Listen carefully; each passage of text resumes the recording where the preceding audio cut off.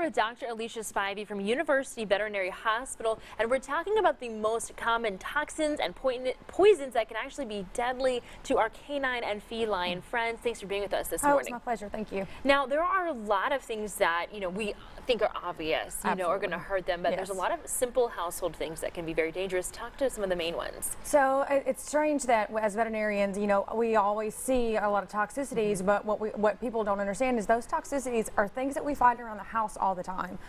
Some of the most common ones are grapes and raisins. Really? Yes, grapes and raisins have a substance in them that we haven't quite identified yet, and it's hard to tell which animals, specifically dogs, will be most affected. So it's always important not to give raisins or grapes to any dogs, and it actually causes acute kidney failure, which can be extremely serious and sometimes fatal. Okay, so that's super important. Keep those things away. Also, things like, with cats, especially lilies. Absolutely. You were telling me. With Easter coming up and with this past Valentine's Day, we actually did see a few things. Lilies are a very common flower. They are in the bouquets that we get at home. We put them out. We want to show them off. 2 or 3 petals, even drinking the vase water, is enough to cause acute kidney failure in cats. Wow. And this, again, can be fatal, and it's very important to keep those types of flowers away from your pets.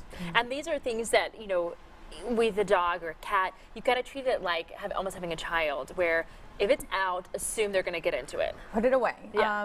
Basically, pet safe your house. So when you talk about child saving your house, we have to do the same thing with pets.